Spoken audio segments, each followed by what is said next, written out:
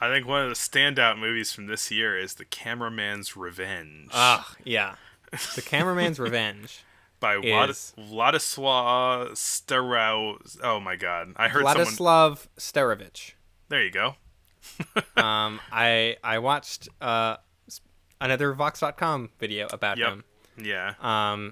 which very much helped with the pronunciation of his name.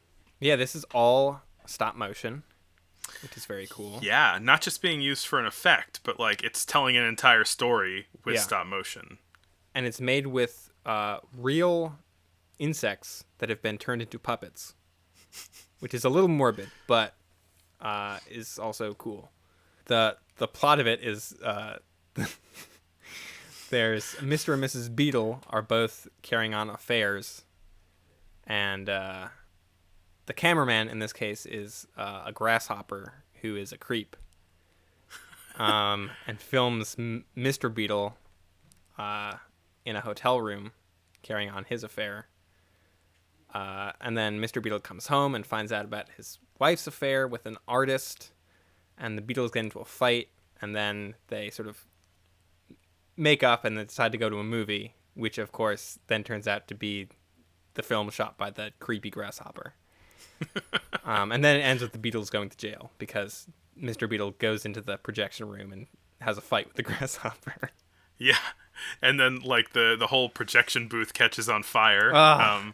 The maybe the first depicted nitrate fire that we've seen. Oh, yeah. Kind of meta as well. I mean, this is the first. Is this the first like projector? No, it's not the first projector that we've seen. But it was kind of neat seeing this kind of constructed 35 millimeter projector Yeah. being operated by a grasshopper. Yeah. The animation in this is insanely good. Yeah. And it's like 10 minutes long. It's like a ton of animation. Yeah. And it's very intricate animation. Like when the grasshopper sets up his camera on a tripod, it's like he like sets all the legs and hand cranks the camera. Yeah. There were full on just like fight scenes between bugs. Yeah, it's and also like the subject is super like adult too.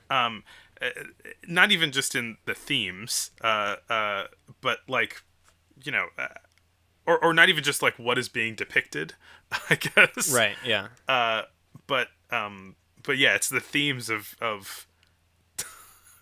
it's all these bugs just have very adult lives. Like I'm seeing a bug like pack like a beetle like pack a suitcase and get in a taxi and like go to a club.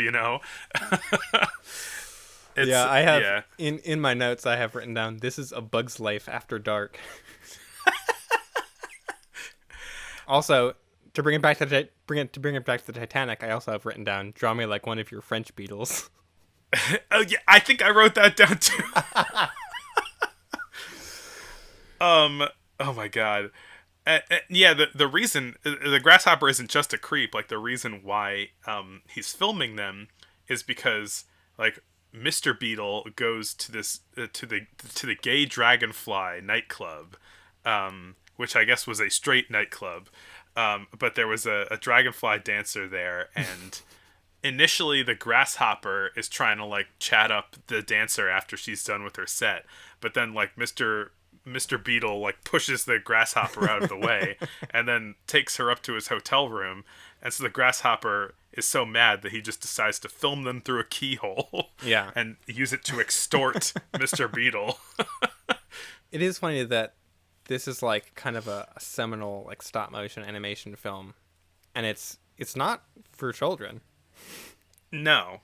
I mean, I imagine that idea hadn't been built up at this point yet, that animation is for kids, Yeah, I was reading up on Vladislav Starovich, and it seems like he is pretty heavily responsible for kind of inspiring this whole kind of like future line of stop motion animation. Supposedly Willis O'Brien was inspired by some of Starovich's films. Willis O'Brien being the guy who did King Kong and Lost World, who then inspired Weird Harryhausen, and like that's sort of like the whole like history of or a big part of the history of stop motion animation in film. and a lot of his later movies also inspired later things. Like he has a film about foxes, I think, that is just fantastic, Mr. Fox, in terms of like the style of the puppets. Yeah, yeah, So I'm looking forward to seeing more stuff from him. absolutely.